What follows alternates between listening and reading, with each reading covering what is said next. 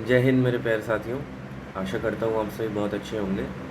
तो एनसीईआरटी की 12th class वाली जो मॉडर्न हिस्ट्री वाली सीरीज चल रही थी अपनी, बिपिन चंद्र जी वाली, ये उसका पार्ट नंबर 17 है।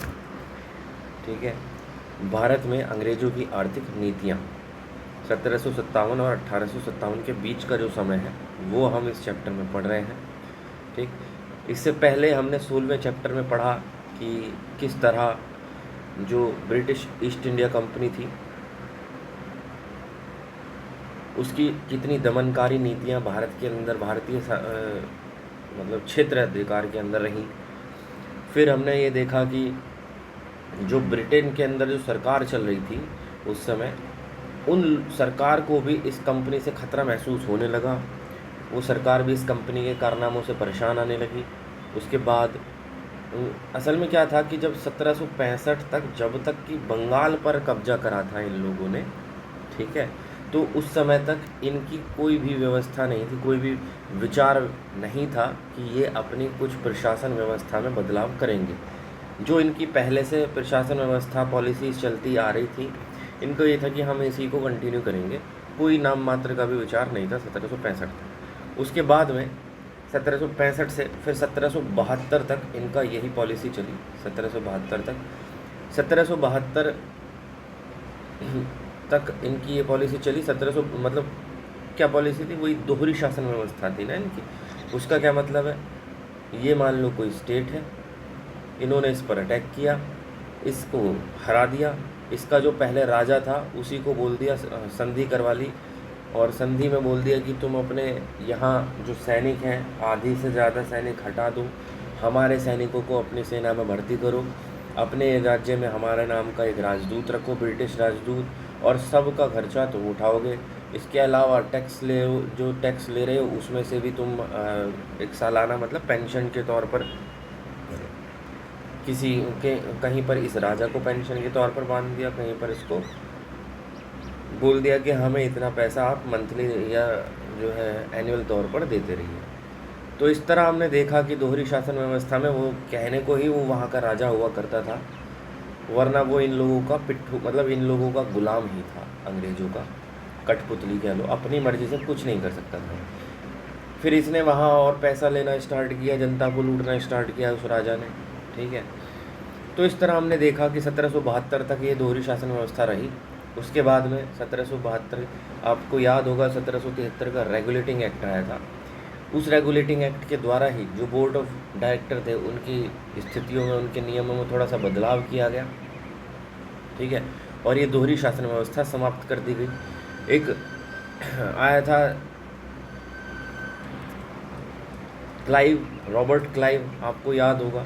रॉबर्ट क्लाइव उस समय पे जब 40 लाख पौंड, यहीं पे 40 लाख पौंड प्रति साल की एनुअल इनकम के साथ वो यहाँ से गया था। अब हुआ क्या, यहाँ पे देखो ये रहा, प्रति वर्ष 40 लाख पौंड क्लाइव गया था, क्लाइव, रॉबर्ट क्लाइव, जो 34 वर्ष की आयु में था। अब हुआ क्या था कि वहाँ सरकार और कंपनी के बीच में मतलब नहीं बन रही थी। कंपनी जो है सरकार अपनी मनमानी चलाना चाह रही थी। सरकार ये चाह रही थी कि आप जो है कंपनी को कि अब बहुत हो गया अपनी मनमानी, तुमने बहुत पैसा लूट लिया, अब हम भी थोड़ा सा लूटेंगे। जो ब्रिटेन के और व्यापारी गण लोग थे या और लोग थे, वो इस कंपनी के खिलाफ धरना प्रदर्शन या नारे या कुछ कर रहे थे। क्यों? क्योंकि आपको याद होगा जब ये कंपनी आई थी तो सिर्फ इसी को ही भारत के साथ व्यापार करने का अधिकार था। उसके बाद में जब अंदर लोगों में लालच बढ़ा कि भारत के साथ व्यापार करके कंपनी तो कुबेर का खजाना बन गई है, तो बोले हम भी कमाएंगे, हम भी लूटेंगे। तो इसलिए इस कंपनी का विरोध स्टार्ट हुआ। इस कंपनी के अंदर इस कंपनी में रॉबर्ट क्लाइव वगैरह जैसे लोग थे, बहुत मालदार मालदार लोग, बहुत सारा इन्होंने पैसा कमाया, बहुत सारा लूटा। इन्होंने क्या काम किया कि जो संसद थी वहाँ पर अपने आदमी बिठा दिए और कोशिश की कि वो जो मतलब जब संसद ही अपनी हो जाएगी तो नियम भी अपने फेवर में ही बनेंगे। लेकिन ये कोलैप्स चलता रहा। लेकिन अंततः हुआ क्या, 1772 के बाद में दोहरी शासन व्यवस्था ख़त्म कर दी गई। ठीक है। 1772 के बाद में ये दोहरी शासन व्यवस्था ख़त्म कर दी। ठीक है। और कंपनी धीरे धीरे मतलब थोड़ा सा झुकने लगी। 1773 का रेगुलेटिंग एक्ट आया। देखो समस्या क्या हो रही थी कि ये भारत है, ठीक है, अब यहाँ से हज़ारों मील दूर बैठा हुआ आदमी, एक आदमी वो ही कंट्रोल कर रहा था यहाँ पर जो कुछ भी चल रहा है उस चीज़ को, ठीक। अब इतनी दूर ना तो उस समय फ़ोन वगैरह की ऐसी व्यवस्था थी, ऑनलाइन वीडियो सोशल नेटवर्किंग वगैरह कुछ नहीं थे। तो कंट्रोल करने के लिए यहाँ से इसने 10 करोड़ रुपए कमाए और यहाँ कितने बताएं, 100 रुपये मिले हैं जी। कमाए 10 करोड़, 100 रुपये मिले हैं। इतनी दूर से ये बंदा आ भी नहीं सकता था, यहाँ इन लोगों ने आपस में बांट लिया। तो भ्रष्टाचार भी पीक पर चल रहा था उस दौरान और ये मुश्किल हो रहा था इतनी दूर से कंट्रोल करना। तो इसलिए नए नए नियम ज़रूरत के हिसाब से आते रहे। फिर तो हमने देखा 1773 का रेगुलेटिंग एक्ट देखा, उसके बाद में 1784 में पिट्स इंडिया एक्ट आया और इसी तरीके से अलग अलग एक्ट आते रहे और कंपनी के नियमों में बदलाव होते रहे, ठीक है। फिर कंपनी के जो एकाधिकार था व्यापार पर भारत के साथ, उसको ख़त्म कर दिया गया। बाकी लोगों को भी मौका दिया गया कि तुम भी जाके लूटो और जाके भारत को लूटो और यहाँ पे हमें भी दो, हम पर भी कुछ छींटे मारो उस लूट की। लेकिन जो चाइना के साथ व्यापार था, चीन वगैरह चीनी चाय का, वो अभी भी इसी के हाथ में ही था। खैर बहरहाल, तो ये अपना पुराना रिवीजन था, एक आइडिया टाइप का कि पिछली क्लास में हमने ये चीज़ें पढ़ी। इस तरीके से बढ़ते बढ़ते बढ़ते हम इस वाले टॉपिक पर पहुंच गए। एक्ट्स वगैरह आए, किसने क्या बदलाव किए, तो ये सब चीज़ें हुई। खैर आगे देखते हैं। वाणिज्य नीति। वाणिज्य नीति क्या थी भाई? वर्ष 1600 से 1757 तक भारत में ईस्ट इंडिया कंपनी की भूमिका एक ऐसे व्यापारिक निगम की थी जो भारत में माल या बहुमूल्य धातुएं लाता था तथा उनके बदले कपड़े, मसाले आदि भारतीय माल लेकर उन्हें विदेश में बेचता था। इसके मुनाफे का मुख्य स्रोत विदेशों में भारतीय माल का विक्रय था।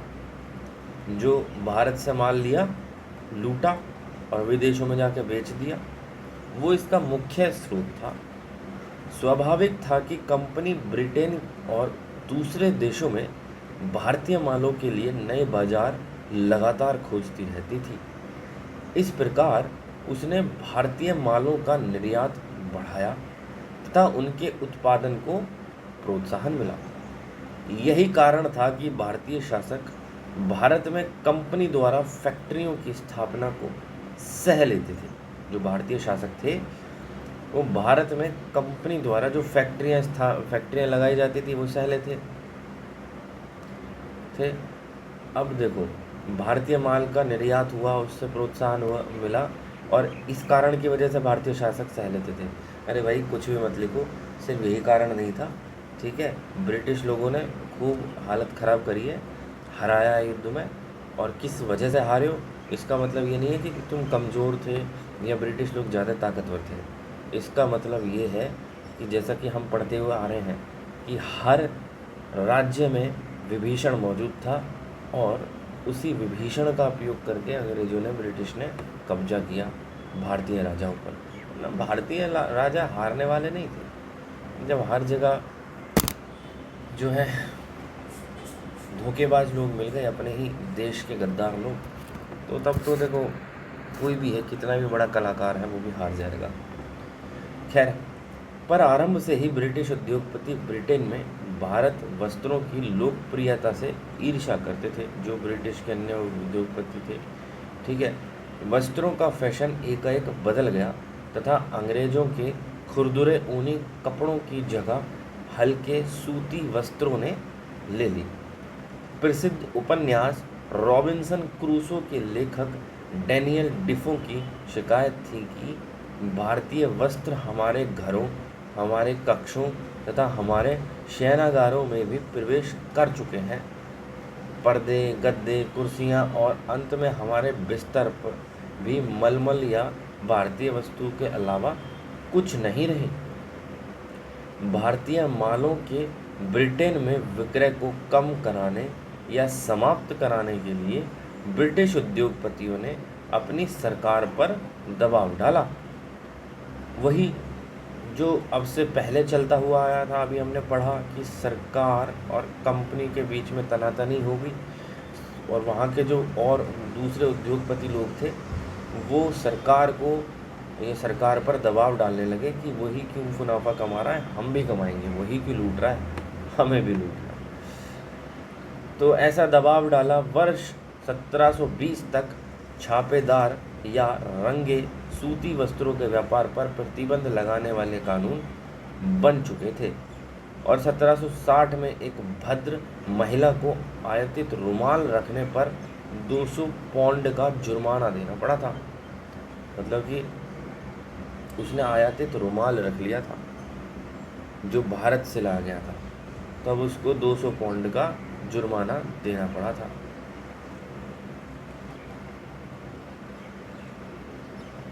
कितना सारा होगा, 40 लाख पौंड था ना, हाँ ये 40 लाख पौंड। मैं मतलब थोड़ा अंदाज़ा लगाने की कोशिश कर रहा था कि क्लाइव जब 40 लाख पौंड लेकर आया था उस दौरान, ये 1772-73 के आसपास की बात है, तो जब उस दौरान ये लेकर आया था तो बहुत इतना पैसा था कि इसने सांसद वांसद सब खरीद लिए थे। ठीक है, अब लोग लगा लो इस महिला को जो 200 पौंड का जुर्माना देना पड़ा, तो कितनी ज़्यादा सख्त नियम कानून बनाए गए होंगे।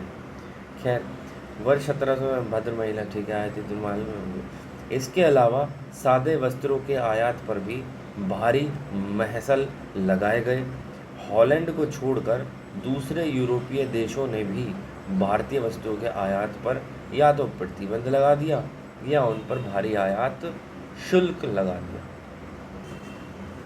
लेकिन इन कानूनों के बावजूद भारत के रेशम और सूती वस्त्र 18वीं सदी के मध्य तक विदेश बाजारों में जमे रहे। 18वीं सदी के मध्य तक जो है लोग बाग खरीद रहे थे, मतलब ठीक ठाक इनका जमावड़ा था।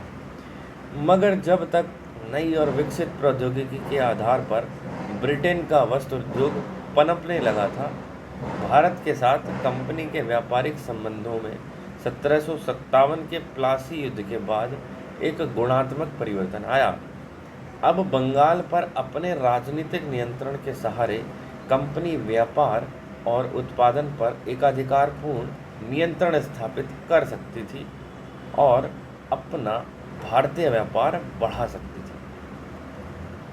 फिर हुआ क्या कि इसके अलावा कंपनी ने भारतीय मालों का निर्यात बढ़ाने के लिए बंगाल से प्राप्त राजस्व का भी उपयोग किया। जो भारतीय माल था, अब वो इसका नाम आप जो भारतीय सुन रहे हैं, तो इसका मतलब ये नहीं कि इसमें भारतीय लोगों को कुछ फ़ायदा होगा, भारत की जनता को कुछ फ़ायदा होगा, नहीं। बस वो माल भारत में तैयार हो रहा था और उसकी जो मुनाफा था, उसकी जो बिक्री थी, या उसको जो हैंडल करना था, या उस पर जो कब्जा था, इन शॉर्ट कहा जाए, उस पर जो कब्जा था वो ब्रिटिश लोगों का ही था।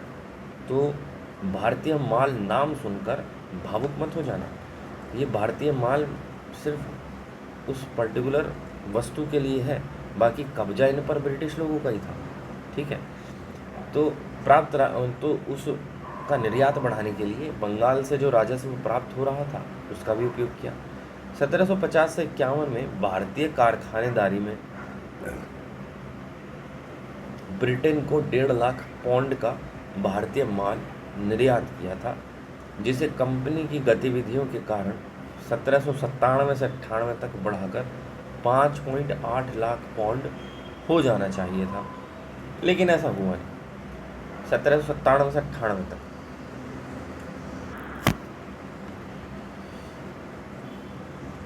तो ऐसा तो हुआ नहीं भाई। 1797 से 98 तक जो है बढ़कर 5.8 लाख पौंड हो रहा था। कंपनी ने अपनी राजनीतिक शक्ति का उपयोग करके बंगाल के बुनकरों पर अपनी शर्तें लादी और उन्हें अपना माल कम तथा निर्धारित दामों पर, बल्कि घाटे पर भी बेचने के लिए बाध्य किया गया। अरे ये तो कुछ ऐसा मुझे प्रतीत हो रहा है जैसा भारत के अंदर किसानों के साथ होता है।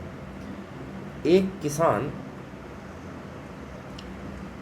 कोई भी फसल है, कोई भी चीज़ है, उसको सारी मेहनत खुद करेगा, उसको बोएगा खुद, सारा खर्चा खुद उठाएगा। सरकार सब्सिडी के नाम पर कुछ दे देती है, पहले जो चीज़ 10 रुपये की आती थी जब सब्सिडी नहीं मिलती थी, फिर इसके प्राइस 10 रुपये से बढ़ा करके 25 रुपये कर दिए और सरकार कह रही है तुम 5 रुपये सब्सिडी ले लेना। तो ये कोई लॉजिक नहीं बना। ठीक है, मैं तत्कालीन सरकार की बात नहीं कर रहा हूँ, मैं भारत जब से आज़ाद हुआ और अब तक किसानों की जो हालत है, दुर्दशा है, मैं उस विषय में कह रहा हूँ, किसी पार्टी विशेष की मैं बात नहीं कर रहा हूँ। तो आपने देखा कुछ कुछ ऐसा ही नहीं लग रहा, किसान लोगों सारी मेहनत। अब वहीं एक बिजनेसमैन को देखो, एक चिप्स का पैकेट देख लो आप, 50 रुपये का चिप्स का पैकेट कोई आएगा, उसके अंदर एक आलू नहीं मिलता, एक पूरा आलू, इतनी भी चिप्स नहीं होगी और उसकी कीमत 50 रुपये।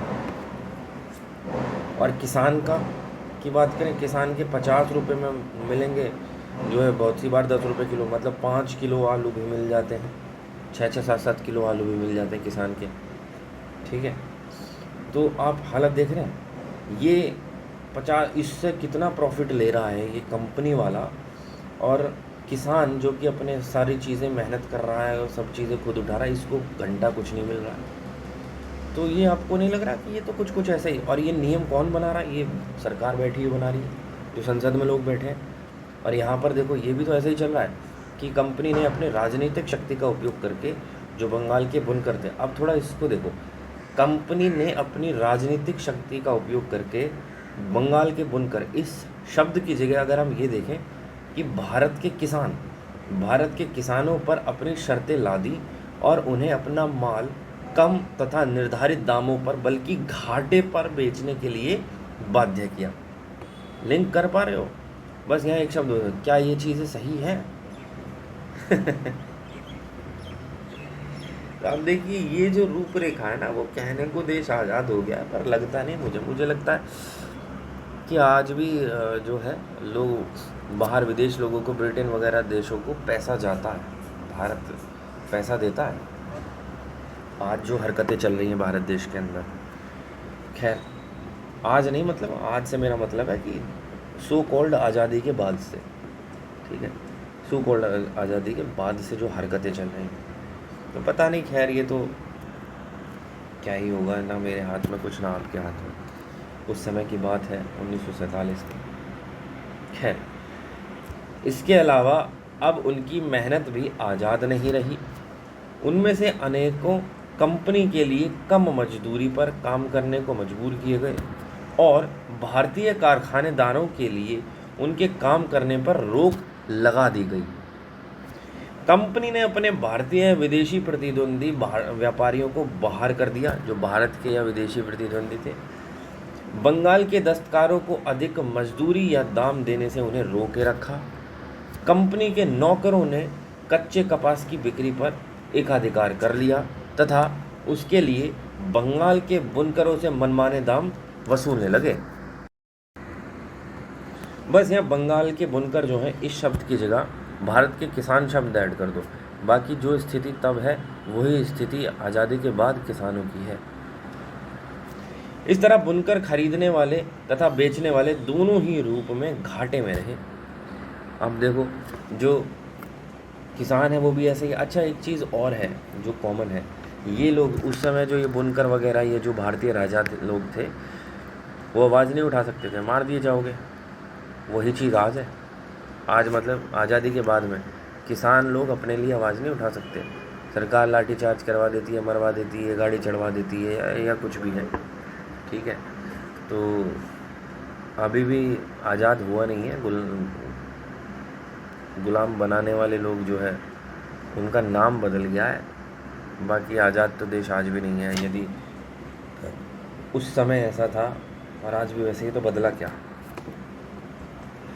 खैर, साथ ही इंग्लैंड में भारतीय वस्त्रों पर भी भारी आयात शुल्क भी देने पड़ते थे। ब्रिटिश सरकार अपने उभरते हुए मशीनी उद्योग की सुरक्षा देने पर अड़िग थी, क्योंकि उसके माल अभी भी सस्ते और बेहतर भारतीय मालों का मुकाबला नहीं कर सकते थे। फिर भी भारतीय मालों की कुछ साख बनी रही। भारतीय हस्तशिल्प को असल धक्का 1813 के बाद लगा, जब उसके हाथों से विदेशी बाजार ही नहीं छिन जाए, बल्कि इससे भी महत्वपूर्ण बात यह है कि उससे स्वयं भारतीय बाजार भी छिन गया। 1813 ईस्वी जो भारतीय हस्तशिल्प था उसको असली धक्का लगा। क्या हुआ कि न सिर्फ विदेशी व्यापार बल्कि स्वयं भारतीय बाजार भी छीन लिया गया था उससे। ब्रिटेन की औद्योगिक क्रांति ने उसकी अर्थव्यवस्था तथा भारत के साथ उसके आर्थिक संबंधों को पूरी तरह बदल दिया। ब्रिटेन में औद्योगिक क्रांति है। 18वीं सदी के उत्तरार्ध में 19वीं सदी के पहले कुछ दशकों में ब्रिटेन में महत्वपूर्ण सामाजिक आर्थिक रूपांतरण हुआ। आधुनिक मशीनों, कारखाना प्रणाली तथा पूंजीवादी के आधार पर ब्रिटिश उद्योगों का तेजी से विकास और प्रसार हुआ। इस विकास को अनेक कारणों से बल मिला। इसके पहले की सदियों में ब्रिटेन का विदेशी व्यापार तेजी से फैलता आया था। जो इससे पहले की जितनी भी सदियां थी उसमें ब्रिटेन का व्यापार 17वीं सदी से जो है British east India company Bharat में है और उसका व्यापार फलता फूलता रहा। 18वीं सदी में भी फलता फूलता रहा, लेकिन 18वीं सदी के धीरे धीरे जैसे आगे बढ़ते रहे तो ये व्यापार घाटे में मतलब बहुत कम हो गया था, क्योंकि इनसे विदेशी व्यापार भी छीन लिया, भारतीय व्यापार भी छीन लिया, तो व्यापार ही नहीं मिलेगा तो इसको ये कमाएंगे क्या। युद्धों और उपनिवेशवाद के द्वारा ब्रिटेन ने अनेक विदेशी बाजारों पर एकाधिकार कायम कर लिया था।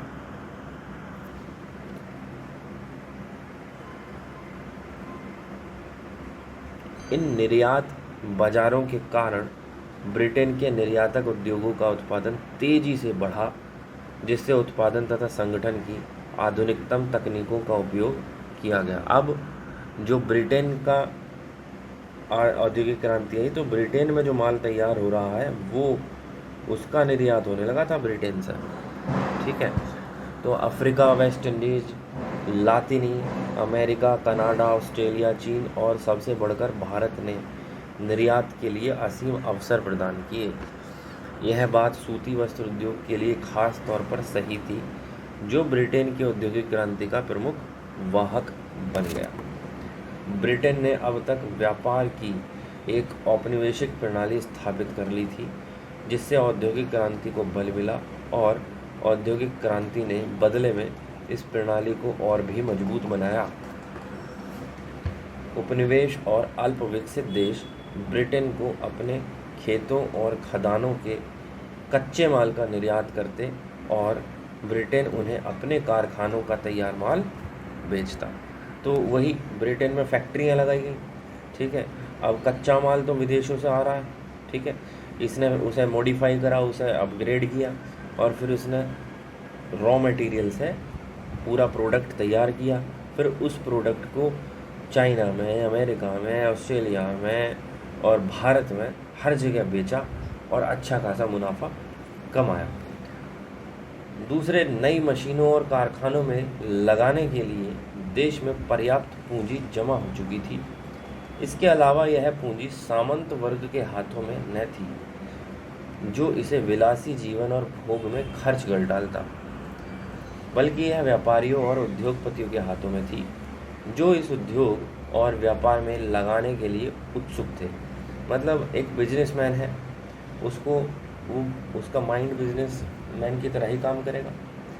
उसको आज मुनाफा हुआ 1 करोड़ रुपए का, तो वो 1 करोड़ रुपए अपने बिजनेस में लगाएगा और बढ़ाएगा, ताकि उसको अगली बार मुनाफा 1 करोड़ की जगह 2 करोड़ का हो। फिर वो इसको बिजनेस में लगा देगा, फिर इसको बिजनेस, इस तरीके से जो मुनाफा होता है वो उसे बिजनेस में इस्तेमाल करता रहता है। ठीक है, चलिए, इस मामले में अफ्रीका, एशिया, वेस्ट इंडीज तथा लातिनी अमेरिका से तथा ईस्ट इंडिया कंपनी और उसके नौकरों द्वारा भारत से प्लासी युद्ध के बाद ले जाई गई पूंजी ने औद्योगिक प्रसार में एक महत्वपूर्ण भूमिका निभाई। तीसरा क्या था कि जनसंख्या की तीव्र वृद्धि। उसने फलते फूलते उद्योगों की अधिक और सस्ते श्रम की आवश्यकताएं पूरी की। 1700, अब आपने एक चीज़ देखी, जब जनसंख्या की वृद्धि हुई तो बेरोजगारी भी बढ़ेगी। बेरोजगारी बढ़ेगी तो लोग बाग सस्ते श्रम में, मतलब कि जहाँ काम कंपनी 10 रुपया दे सकती थी, 10 की जगह 2 रुपये में ही कंपनी काम करवा लेगी, लेकिन मुनाफा अपना वही रखेगी। जैसे कि स्टैंडर्ड देखा जाए 20% लोग बाग मुनाफे के तौर पर लगते हैं, लेकिन उस समय पे इनको तो मुनाफा अंधाधुंधी हो रहा था। ठीक है, मुनाफा 100 रुपये ही रखेगी, लेकिन 2 रुपये में उपलब्ध हो जाएगा। ठीक है, अब इसीलिए जनसंख्या नियंत्रण जरूरी है ताकि बेरोजगारी की समस्या दूर हो। दूसरा, जो सरकार की वो होती है एक तरह से ताकत, वो सरकार की ताकत होती है जनता से, जनता सब संविधान से होती है। और संविधान क्या है? लोकतांत्रिक देश के अंदर जनता ही तो संविधान है। अगर ऑन पेपर देखा जाए, ऑफिशियली देखा जाए तो अब जितनी ज़्यादा जनसंख्या होगी, जितनी ज़्यादा बच्चे पैदा करेगी जनता, सरकार की ताकत उतनी ही बढ़ती जाएगी।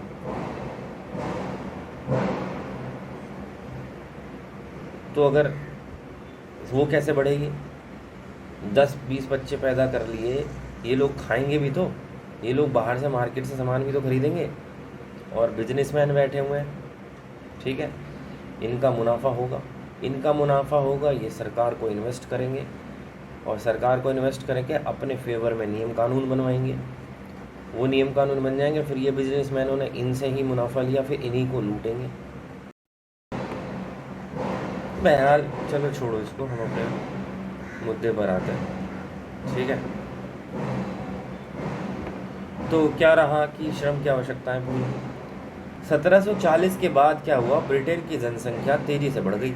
जब ब्रिटेन की जनसंख्या तेज़ी से बढ़ गई 1740 के बाद, 1780 के बाद 50 वर्षों में यह दोगुनी हो गई। चौथे, ब्रिटेन में एक ऐसी सरकार थी जिस पर व्यापारियों तथा उद्योगपतियों का प्रभाव था, और इसलिए उसने बाजारों तथा उपनिवेशों के लिए दूसरे देशों से जमकर युद्ध किया। जब उद्योगपतियों का प्रभाव रहा, व्यापारियों का प्रभाव रहा, तब जो युद्ध होते थे बिजनेस के लिए होते थे। आपने देखा हो भारत के अंदर भी सारे युद्ध इसीलिए हुए कि ईस्ट इंडिया कंपनी गई, वहाँ के राजा से परमिशन ली कि हम यहाँ पर व्यापार कर लें इस इलाके में।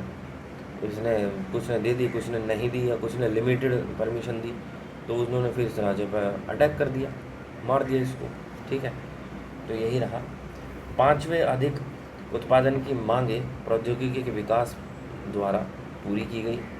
ब्रिटेन के उभरते उद्योगों ने हारग्रीव्स, वॉट, क्रॉम्पटन, कार्टराइट तथा दूसरे लोगों के आविष्कारों का भरपूर उपयोग किया। इनमें से अनेकों आविष्कार सदियों पहले हुए थे। मतलब इंजीनियर लोग आए, उन्होंने आविष्कार किए, और कोई एक कंपनी है उसने उसको फंड किया, और उसका आविष्कार को उसने फिर खुद कर लिया और अपने नाम से जो है बेचने लग गया। ठीक है, तो इस तरीके से समझ लो। तो इनमें से अनेक आविष्कार तो सदियों पहले हो गए थे, मगर अब उनका उपयोग होने लगा। इन आविष्कारों तथा भाप की शक्ति का पूरा फायदा उठाने के लिए अब उत्पादन को अधिकाधिक कारखानों तक सीमित किया जाने लगा। यह भी ध्यान रहे कि आविष्कारों ने उद्योग क्रांति को जन्म नहीं दिया था, बल्कि फैलते बाजारों के लिए उत्पादन तेजी से बढ़ाने की उद्योगपतियों की इच्छा तथा इसके लिए आवश्यक पूंजी लगा सकने की उनकी क्षमता के ही कारण तब तक विद्यमान प्रौद्योगिकी का उपयोग किया जा सका और नए आविष्कारों की आवश्यकता का अनुभव किया गया। वास्तव में उद्योग के लिए संगठन ने तकनीकी परिवर्तनों को मानव विकास की एक स्थायी विशेषता बना दिया। जो उद्योग के लिए संगठन थे, जो संगठन ने जो तकनीकी परिवर्तन आए, नई नई टेक्नोलॉजी आई, तो उसने ह्यूमन डेवलपमेंट में एक मतलब स्थायी विशेषता बना दिया। एक नज़र से देखें तो औद्योगिक क्रांति कभी समाप्त ही नहीं हुई, क्योंकि 18वीं सदी के मध्य से ही आधुनिक उद्योगों और प्रौद्योगिकी का लगातार एक चरण से दूसरे चरण तक विकास होता रहा। औद्योगिक क्रांति समाप्त नहीं हुई, उद्योग धंधे तो चलते रहे। बदला क्या? तरीके, टेक्नोलॉजी। तो टेक्नोलॉजी बदलती रही, लेकिन उद्योग समाप्त नहीं हुए। औद्योगिक क्रांति के कारण ब्रिटिश समाज में बुनियादी परिवर्तन आए। इसके कारण तीव्र आर्थिक विकास हुआ, जो आज ब्रिटेन तथा यूरोप, सोवियत संघ, संयुक्त राज्य अमेरिका, कनाडा, ऑस्ट्रेलिया और जापान के उच्च जीवन स्तर का आधार है।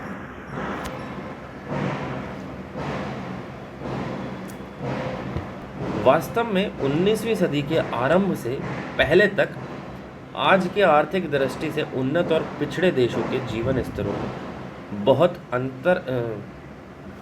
बहुत स्पष्ट अंतर नहीं था। पिछड़े देशों में औद्योगिक क्रांति का ना होना ही वह चीज़ है जिसके कारण आज की दुनिया में आय के अधिक अंतर देखे जाते हैं। औद्योगिक क्रांति के कारण ब्रिटेन का अधिकाधिक नगरीकरण होता गया। अधिकाधिक लोग कारखानों वाले नगरों में बसने लगे। भाई जब यहाँ कारखाना लगा हुआ है तो लोग काम करने के लिए आएंगे इसमें। अब मज़दूर आएंगे, मज़दूर तो कारखाने वाला तो मालदार आदमी है, वो तो अपने बच्चों को लगाएगा नहीं।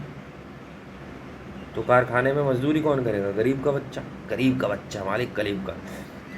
तो गरीब का बच्चा जाएगा यहाँ मजदूरी करेगा, तो रहने के लिए जगह भी चाहिए, तो वो यहीं आसपास बस जाएंगे, इसके आसपास वाले कारखाने के आसपास वाले इलाके में बसने लगेंगे। तो इसी तरीके से वहीं बसने लगे। 1750 में ब्रिटेन में 50,000 से अधिक जनसंख्या वाले केवल 2 नगर थे, जबकि 1851 में इनकी संख्या 29 हो चुकी थी। 1750 में तो 2 ही थे, 1851 में 29 होगी इनकी संख्या। क्यों? क्योंकि कारखाने लगे ना, नए नए कारखाने खुले, फैक्ट्रियाँ लगीं, और उन फैक्ट्रियाँ लगेंगी तो उनमें काम करने वाले मज़दूर, अधिकारी, मैनेजर, इंजीनियर सब चीज़ें लगेंगी।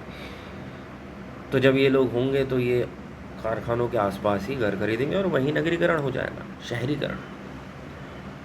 तो कुछ इस तरीके की बातें रहीं। चलिए इससे आगे का अगली वीडियो में बताते हैं। जय हिंद, बहुत बहुत धन्यवाद।